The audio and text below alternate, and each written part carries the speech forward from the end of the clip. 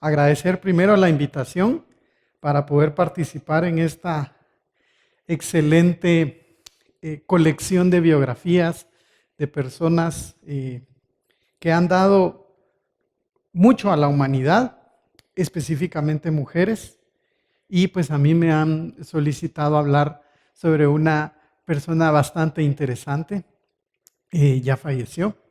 Le he titulado a mi presentación Heidi Lamar, Tecnología para la Libertad, siempre tratando de evocar un poco los ideales de esta universidad. Un valor tan importante como es la libertad individual no puede surgir sin la individualidad metida dentro de todos los esfuerzos que cada uno hace al enfrentar los retos que la vida le pone de frente.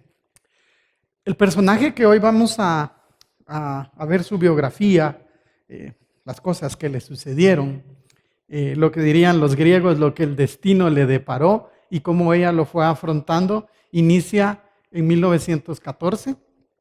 Ella murió en el año 2000 y es muy conocida a nivel general por su faceta artística. Fue una actriz de Hollywood. Sin embargo, hay otro buen número de personas que han logrado conocer un poco más y también conocen su faceta científica y de genio, y por eso se dice que es un mix. Yo siempre he considerado que las personas, sin decir que tenemos múltiples personalidades, porque no ese es el punto, sí tenemos diversos rostros, porque tenemos diversos roles que jugar en nuestra vida. Somos hijos, somos padres, hermanos, esposos, jefes, empleados, y cada uno de esos roles saca de nosotros aquellas habilidades y a veces debilidades también relacionadas con esa área de nuestra vida y que a veces nos hace parecer un yo distinto. Sin embargo, no es extraño entonces que en cada uno de nosotros existan diversas actividades.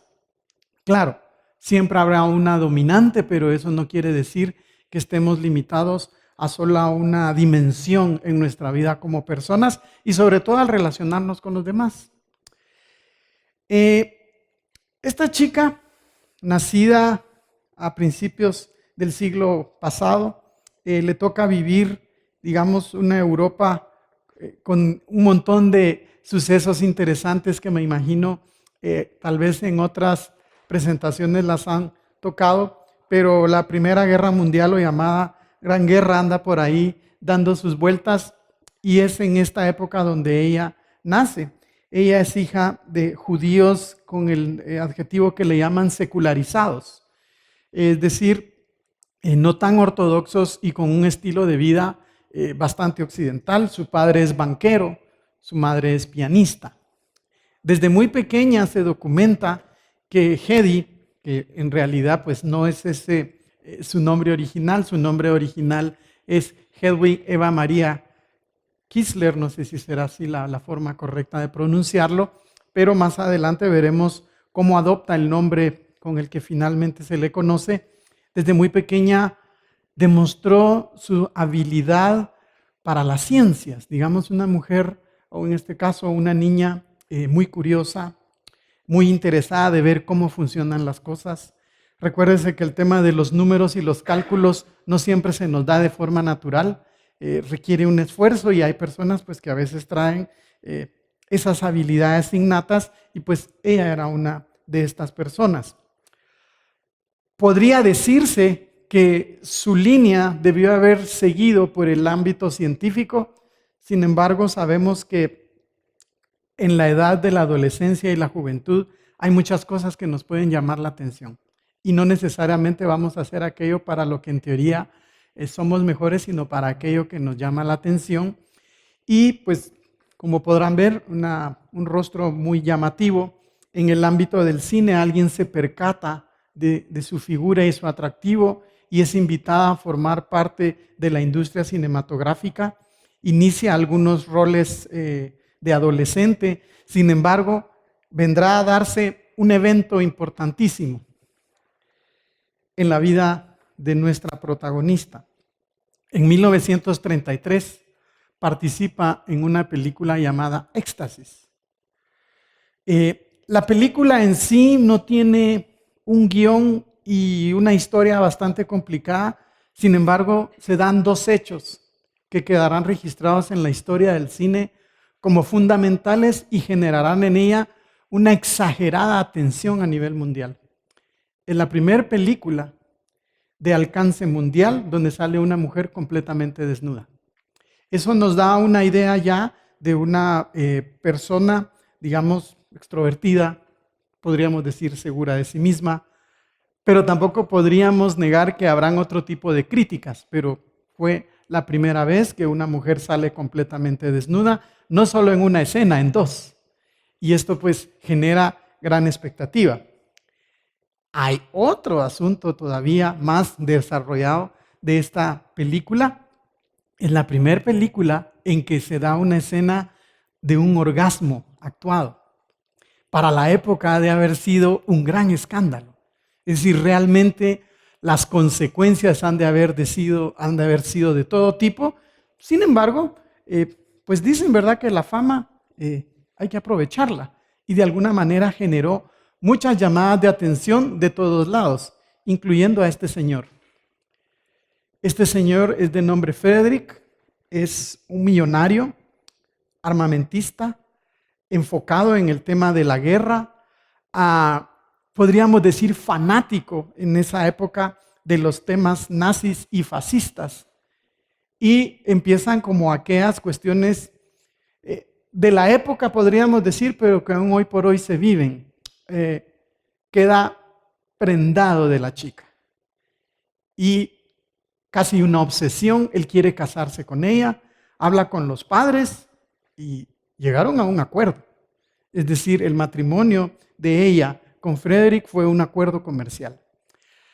Cuestiones que se documentan alrededor de esta transacción, podríamos decir, son cosas que la vida civilizada rechaza, pero podemos ver que se dan. Fue por un interés de los padres y una cuestión de coyuntura. Los padres judíos, dada la situación de la Alemania nazi y las convulsiones de la guerra o los enfrentamientos bélicos, los judíos no la veían venir muy bien y ellos pues quizá se documenta por ahí una explicación, tratando de salvar, como decimos en buen chapín, el pellejo. Buscan una jugada y pues quien se ve sacrificada es su hija, ¿verdad? A casarse con este señor que por eso le puse yo a esta parte del cine al altar. Es decir, esa película tan importante también la marcaría por los siguientes años de las facetas que vamos a analizar. Un señor posesivo, controlador, bastante poderoso, digamos, es un multimillonario relacionado directamente con los altos mandos del gobierno nazi y la Italia fascista. ¿Qué se le ocurrió a él derivado de su obsesión con nuestra protagonista?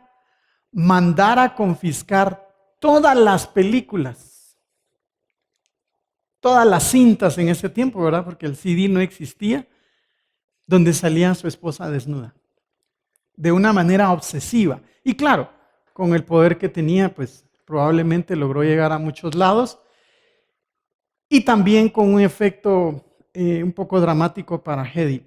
Su carrera de actriz terminó, ¿verdad? Una persona controladora obviamente no la iba a dejar seguir con ese trabajo, relacionándose con otras personas, mucho menos hombres, y con el riesgo pues de que se expusiera de la forma como lo hizo en esta película de 1933. La pueden buscar en las redes, ahí está.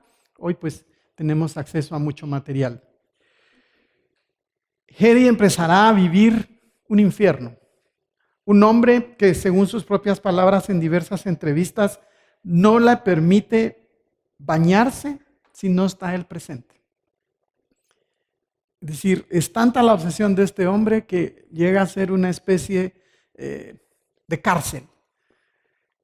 Se la lleva a todos lados. Por ser alguien relacionado con el tema de armamento militar, tiene muchas cenas y reuniones importantes con grandes personajes de la guerra, claro, del lado de Alemania.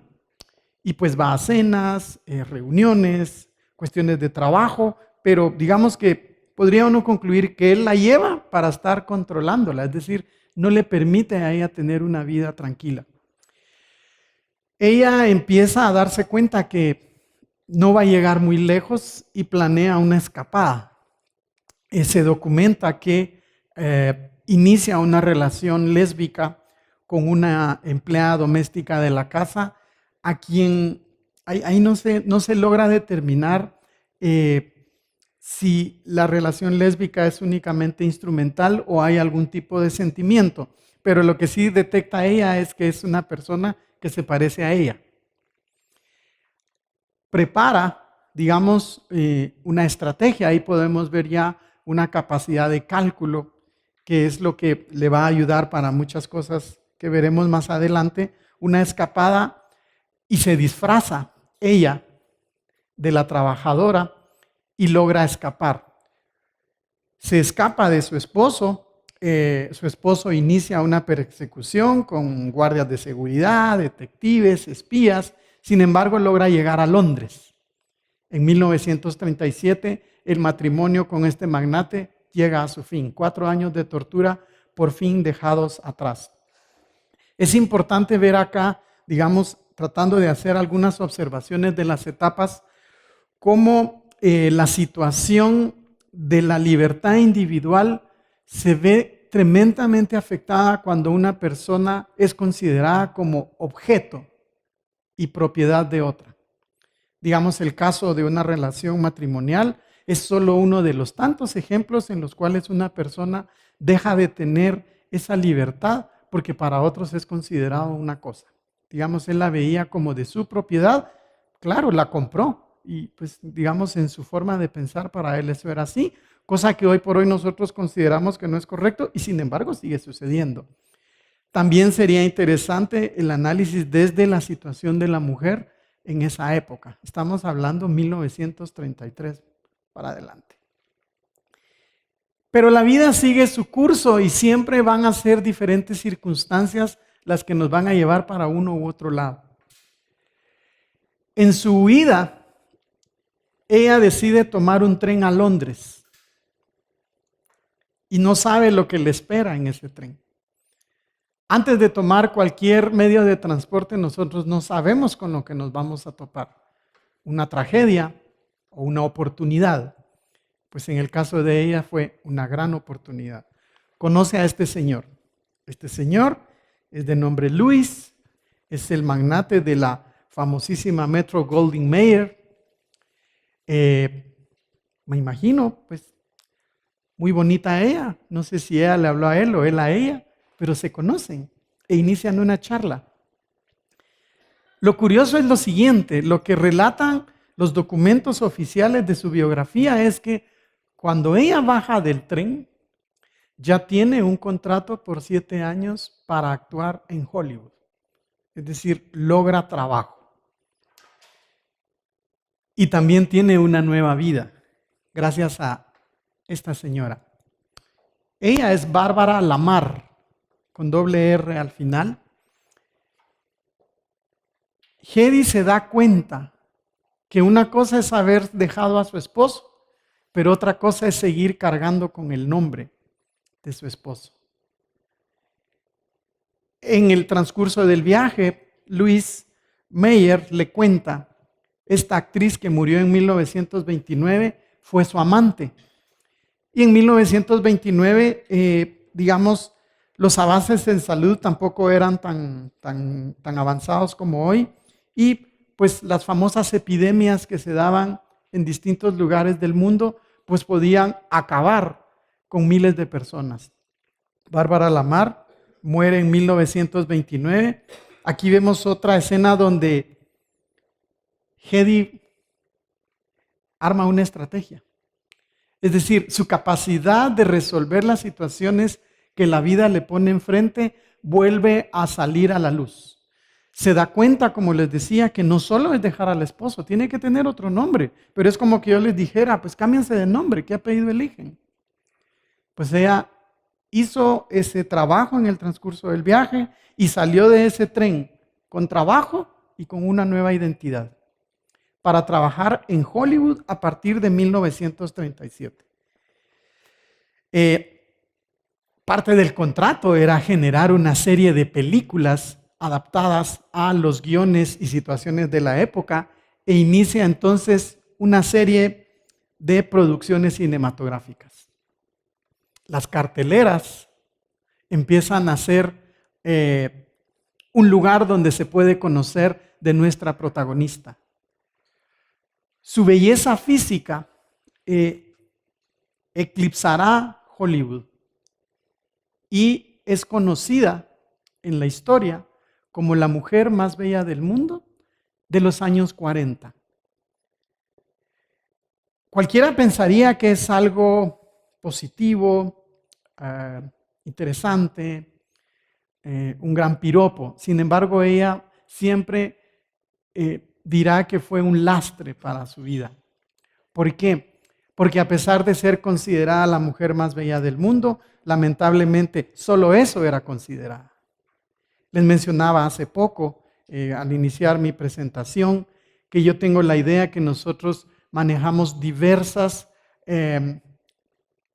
áreas de nuestra vida y tenemos diversidad de situaciones que resolver. No somos solo una presentación ante el mundo.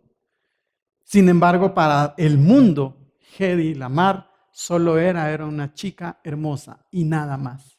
Es decir, curioso, ¿verdad? Que su belleza a la vez fuera una especie de maldición, algo que no le permitía sacar a luz algo que, como vimos al principio, también era parte de sus dones naturales, su inteligencia, su capacidad matemática, su capacidad genial, creadora y curiosa. Ella siempre se definió como una persona que le encantaba, por un lado, averiguar cómo funcionan las cosas y por otro, cómo mejorarlas. Sin embargo, el mote de ser la mujer más bella del mundo le saldría caro. A la vez era una cadena, algo que la topaba. Una película que probablemente, tal vez los más jóvenes no, pero que pudiéramos identificar fácilmente es la famosa película de Sansón y Dalila. Ella fue la protagonista de esa película de 1949 que todavía sigue dando vueltas ahí, sobre todo pues para las épocas de Semana Santa quizá y las películas tradicionales que tienen que ver con los relatos bíblicos. Acá es importante darnos cuenta cómo también su capacidad de adaptación, su faceta fílmica llegará hasta 1958 de una forma prolífera y rentable. Aquí existe otra situación importante de las cosas que le tocó vivir. El mote de mujer bella es importante, pero si va limitado solo a eso, con el pasar de los años, esa belleza empieza a ser relegada por nuevas actrices, por nuevas exigencias de la industria, por un montón de cosas que van a empezar a generarle problemas de competencia. Y digamos su fase fílmica, como les digo, y de éxito se limita a 2 décadas. Sin embargo, Estados Unidos le permitirá hacer otras cosas. Ella sí llevó, por decirlo así, ante su actividad de actriz, una vida paralela, aquella que le encantaba. No cabe duda que conocer a Louise Mayer le permitió también conocer a otro tipo de personalidades, tanto de la farándula como de otros ambientes. Y resulta que su faceta personal de científica e inventora le permitieron conocer y tener un romance con Howard Hughes. ¿Saben quién es Howard Hughes? Howard Hughes es un personaje muy interesante de la historia que estaba obsesionado, dicen algunos, con los aviones. En ese tiempo los aeroplanos. Una persona muy trabajadora, muy creativa, excéntrico, se le dice muchas veces, y conoció a Hedy. Pero más allá de su belleza, inmediatamente se dio cuenta que tenía otras peculiaridades. Era una persona inteligente, observadora, curiosa y con el deseo de mejorar lo que se le pusiera enfrente. Pues Howard Hughes le dijo, como si estuviéramos en buen chapín, mira, porque así dice uno, ¿verdad? Mira. Como él estaba en la industria de la aviación, uno de sus clientes era la Armada, digamos, el ejército norteamericano. Sin embargo, había un problema, sus aviones no eran muy rápidos. Imagínense cuando a uno solo le dicen, fíjate que el avión no es muy rápido. ¿Cuál de todos los sistemas que utiliza un avión pudiera ser la causa? Pues le tiró el problema a Hedy. ¿Qué fue lo que hizo Hedy Lamarr? Y aquí viene un tema interesante. Como catedrático, yo he tenido la oportunidad de impartir el curso Estrategias de Razonamiento. Y el razonamiento es una de las herramientas que el ser humano tiene para resolver los problemas que se le presentan. Y tenemos razonamiento inductivo y deductivo, pero hay un tercer tipo de razonamiento interesante, es el analógico. El razonamiento analógico, una forma muy bonita de definirlo es una similitud en un mar de diferencias. ¿Qué se le ocurrió a Hedy Lamarr? Investigar cómo los peces y las aves pueden desplazarse a grandes velocidades en sus propios ambientes. Las aves en el aire y los peces en el mar. Empezó identificando aquellos especímenes de peces y aves que tuvieran el mayor y mejor desplazamiento en su hábitat, para empezar a analizar cuáles eran las características, los tamaños, las formas de lo que podríamos decir sus alas o sus aletas para el caso de los peces y lograr encontrar en la naturaleza aquellas ideas, aquellas guías que pudieran ser aplicados al mundo de la aviación. Porque ¿qué es el razonamiento analógico? Es tomar ideas de un objeto o de un mundo para trasladarlas y aplicarlas a un objeto u otro mundo de total y distinta naturaleza. Gracias al pensamiento analógico es que se produce la innovación. Muchas veces se dice que los que tienen razonamiento analógico viven pensando cosas raras. Claro, porque usted está trayendo de un mundo que no tiene nada que ver a otro mundo una cuestión interesante. Eso es lo que permitió, por ejemplo, que hoy todos tengamos esto en la mano. Es decir, ¿qué es un celular? Hace quizá 2 décadas, si usted era una persona geek, ¿qué es una persona geek tecnológica? Lo más probable en que su escritorio iba a haber un teléfono, digamos un celular, un iPod o un Walkman, un reloj, una cámara digital y una serie de juguetes que si usted quería salir a la calle con todos ellos, tenía que llevarse una mochila, ¿verdad? Hoy por hoy todos los tenemos al alcance de la mano. Porque si queremos definir qué es nuestro celular, nos metemos en graves problemas. No sabemos exactamente decir qué es. Lo que sí yo sé es que sabe hacer muchas cosas. Pues ese pensamiento analógico lo aplicó Hedy Lamarr, realizó sus modelos, realizó sus propuestas y le resolvió el problema a Howard Hughes. Está documentado que Howard Hughes lo único que le pudo decir, Hedy, eres un genio. ¿Por qué?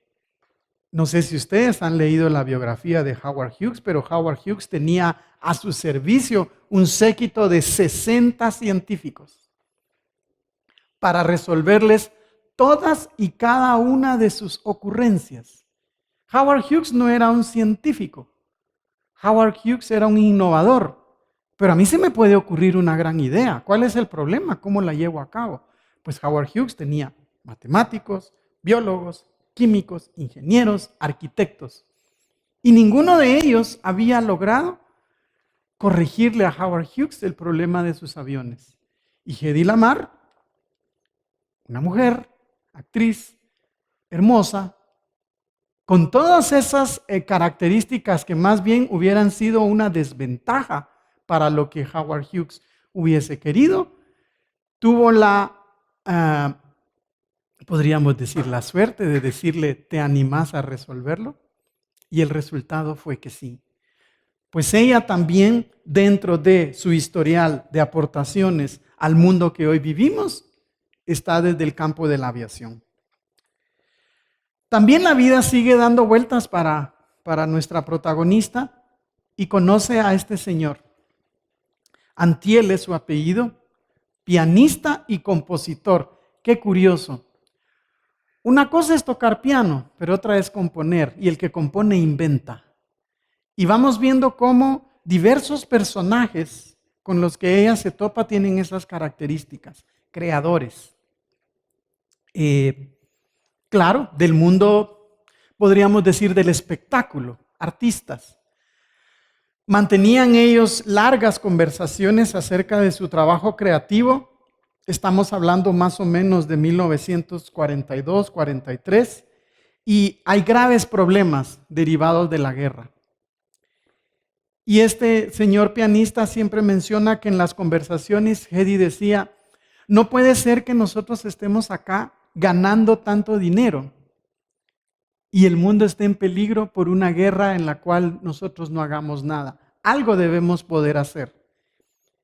Se manifiesta una vez más su postura curiosa, inquieta acerca de algo que tiene enfrente y lo más importante, en poder aportar. ¿Cuántas veces no estamos nosotros frente a una situación y lo único que hacemos es lamentarnos o decir, pues bueno, así son las cosas, ¿verdad? Y debemos de seguir adelante y si somos creyentes, pues persignarnos y que todo nos vaya bien. Ella siempre decía, no, tenemos que tener la capacidad de hacer algo. Y todo esto estaba enfocado en un peligro inminente. Recuérdense que ella viene de un hogar judío. Conoce la capacidad y los alcances de Hitler, del pensamiento nazi y de sus planes para con el resto del mundo. Ella dice, tenemos que hacer algo. Ella se embarca junto con su amigo pianista en un gran proyecto.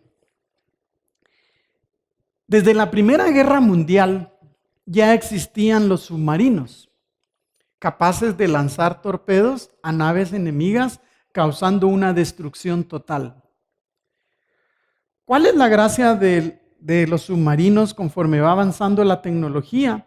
Que estos torpedos pueden ser guiados a través de radiofrecuencia.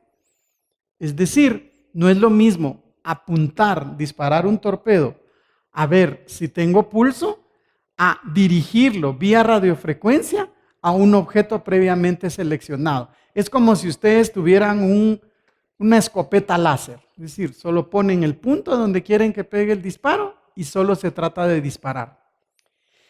Estos submarinos generaron graves problemas a los aliados. Se encuentran por cientos los barcos que hay hundidos en el mar, destrozados, toneladas, miles de toneladas de acero, gracias a los torpedos.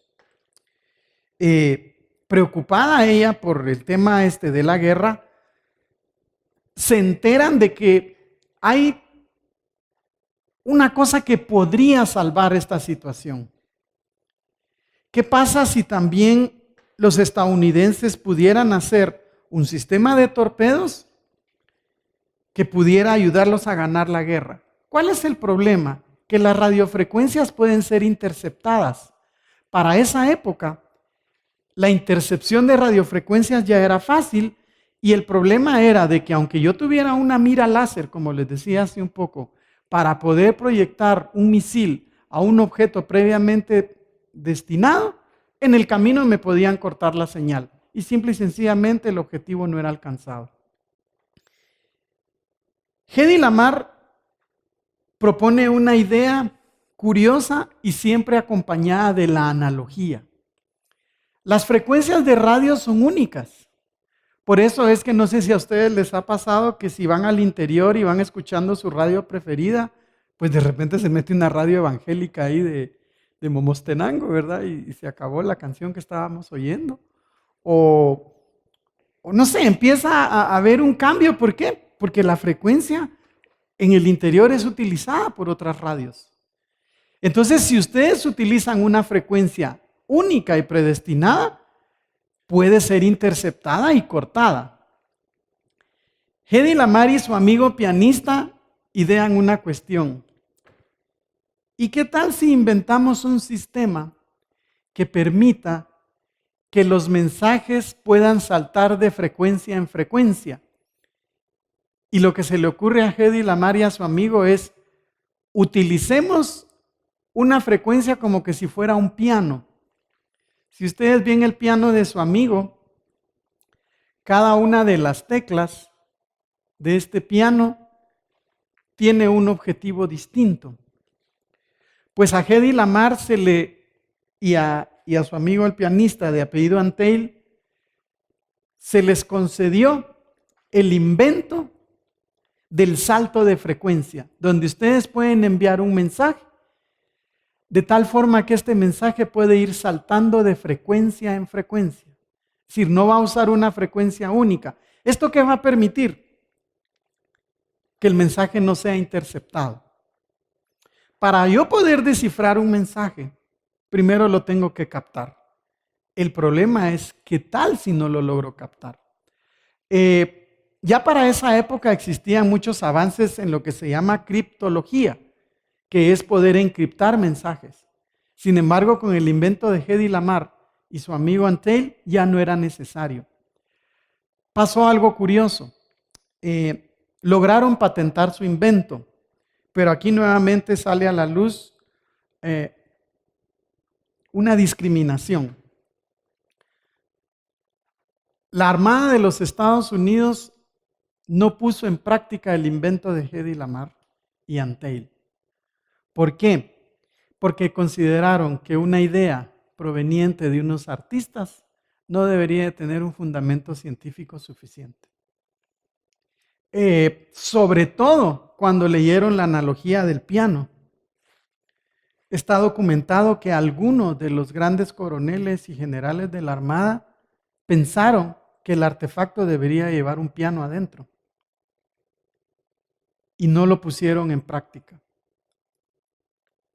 Esto fue patentado a mediados, en 1942 más o menos tuvieron su patente y fue puesto en práctica hasta 1960.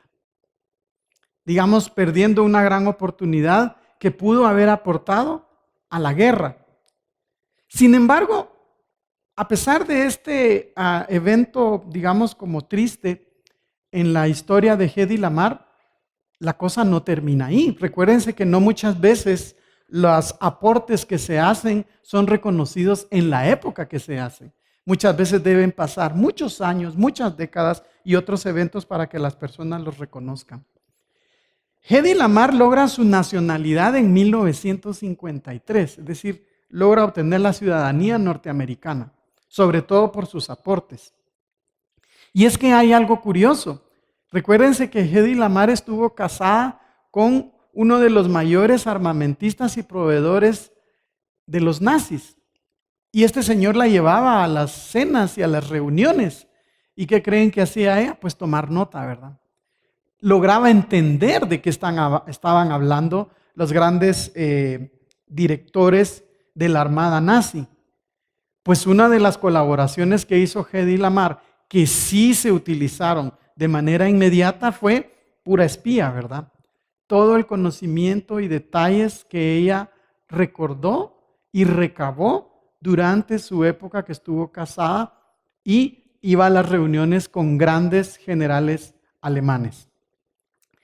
Pues en 1953 le dan la nacionalidad norteamericana y en 1960 ella trata de ir a reclamar los derechos de la patente y lamentablemente la patente, los derechos ya habían expirado. El invento de Hedy Lamarr le representó a Hedy Lamarr 0 centavos.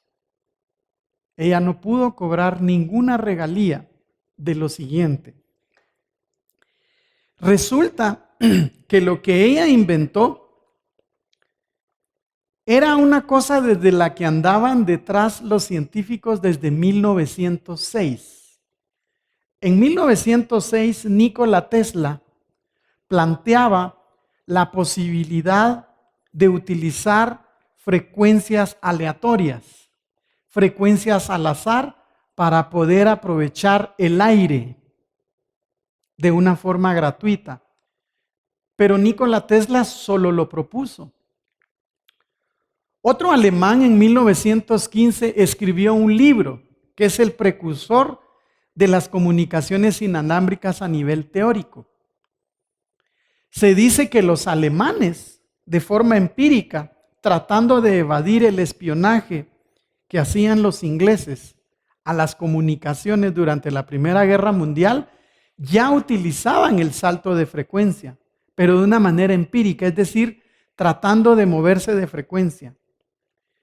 Lo que estos científicos trataban de hacer desde 1906, Hedy Lamarr lo volvió realidad para resolver un problema específico.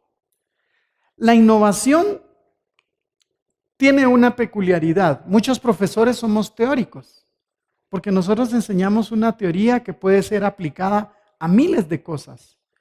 ¿Cuál es el éxito para un alumno o para un empresario? Lograr resolver un problema concreto.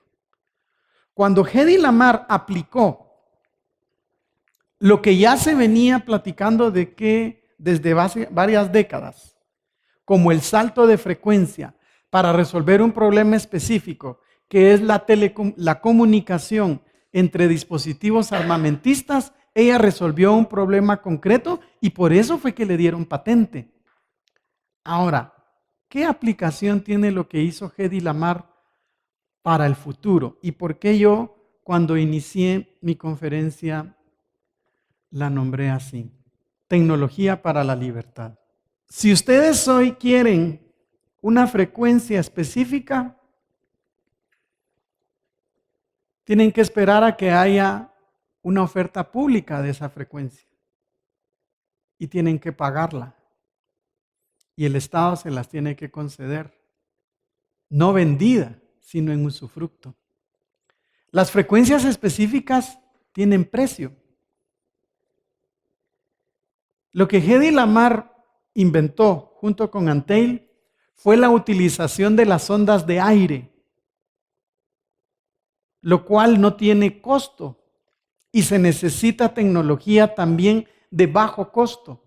En 1997, la Fundación para la Tecnología, la Privacidad y la Libertad reconocieron que el trabajo de Hedy Lamarr estuvo durante 50 años más o menos sin reconocer su alcance y su aplicación para las nuevas tecnologías de la información.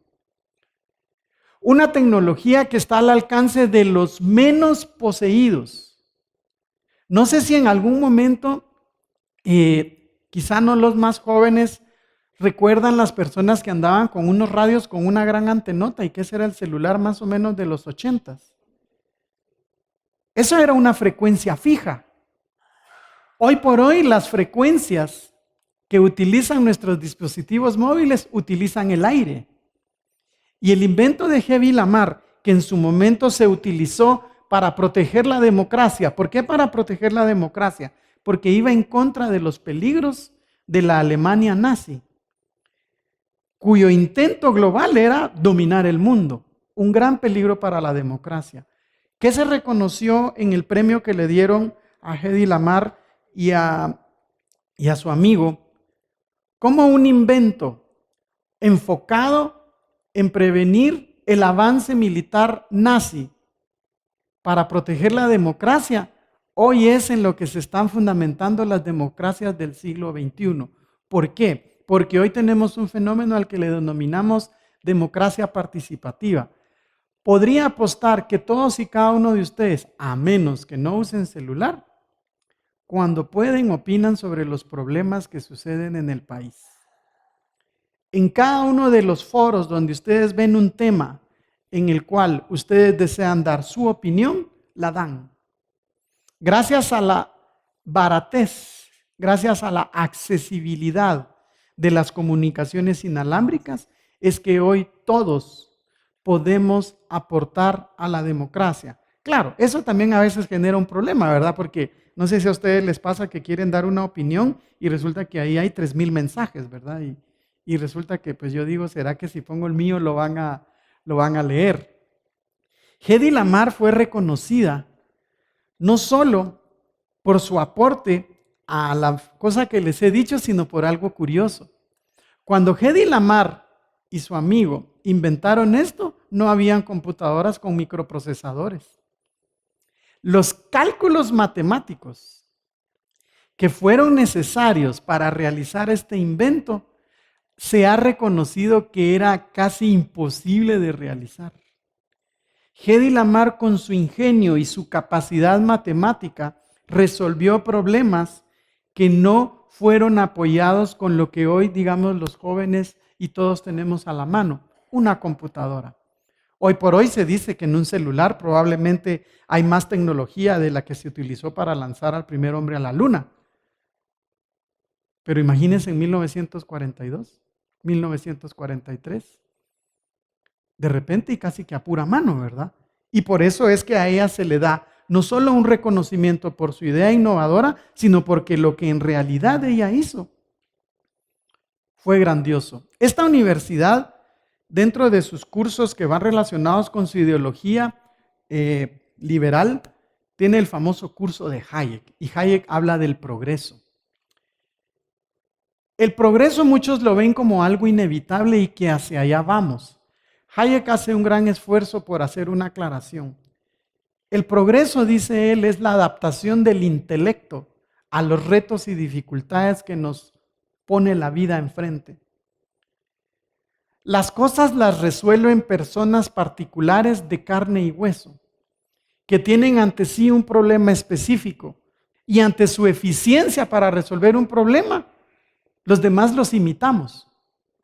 Pero es la individualidad, y en este caso, sin interponer que sea hombre o mujer, pero dada la temática del curso del cual forma parte esta charla, que se le da esa importancia a personas como Hedy Lamarr, que afrontaron un mundo en el cual la capacidad científica e innovadora era un gran reto para una mujer.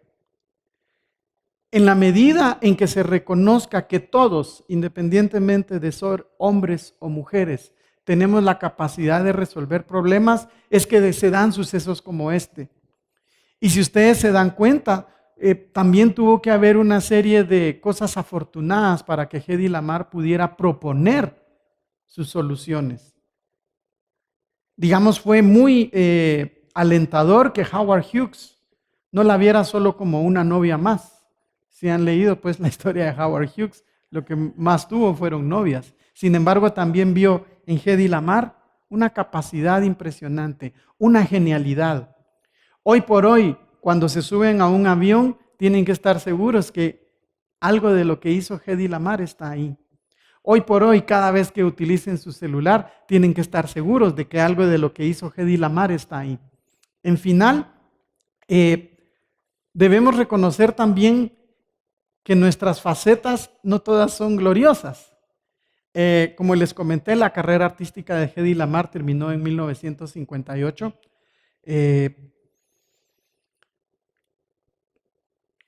La contrataron para hacer una biografía y le iban a dar un dinero. El problema fue que no le gustó el contenido de la biografía. Probablemente, y con cosas como les comenté, como en la primera película, detalles, digamos, para que vean que son personas de carne y hueso, ¿verdad? No son personas perfectas. Se casó como 6, 7 veces y se divorció como 6, 7 veces. Su vida amorosa pues fue bastante activa. Tuvo 3 hijos. Financieramente no fue, digamos, muy eficiente. Más o menos en 1988 se metió en problemas porque quiso llevarse unas pastillas sin pagarlas de una farmacia. El mote de belleza la perseguiría por toda su vida. Fue víctima del tema de las cirugías plásticas. Digamos, entró en ese mundo sin fin de querer resolver los problemas estéticos que vienen con la edad y que pues es imposible evitarlos, llegando a tener ya no solo operaciones de mejora, sino que las operaciones le generaban, digamos, mayores problemas. Tuvo esa fase, digamos, como toda persona que no logró manejarla de la mejor forma. Pero eso, digamos, no hace más que darnos cuenta que estamos ante una persona de carne y hueso, ante una persona con anhelos y necesidades y sobre todo con una personalidad y una individualidad que no fue reconocida en su momento. La mayoría de los grandes premios son póstumos. Acaba de ser publicado un documental, si quieren verlo, se llama Bombshell, donde se relata toda la vida de Hedy Lamarr. Dura más o menos hora y media, y este año está trabajándose, pues ahora tan famoso Netflix, ¿verdad? Van a hacer una serie de la vida de Hedy Lamarr. Hay una comunidad, digamos, en línea que se dedica a promocionar los logros que ella hizo, tiene otro tipo de inventos. Y lo importante es dar a conocer cómo una persona, porque ese es el punto, digamos, cómo una persona tiene la capacidad de resolver un problema específico. Y cuando ese problema específico es resuelto de una manera satisfactoria, todos nos beneficiamos. Nadie sabe qué andaba buscando el que hizo esa cámara por primera vez. Nadie sabe qué andaba buscando el primero que hizo este puntero. Nadie sabe qué andaba buscando el que hizo este retroproyector. Lo que sí sabemos es que estaba tratando de resolver un problema específico y que después tiene muchas formas de aplicación. Hedy Lamarr inventó algo con el objeto de mejorar una situación de guerra. ¿Cuál es la ironía? Que hoy tiene una aplicación para tiempos de paz. Gratis, por decirlo de una forma, porque las ondas que utilizan las telecomunicaciones modernas están en el aire. No utilizan frecuencias pagadas. El consumo de energía es muy barato y los dispositivos que se necesitan son cada vez más baratos.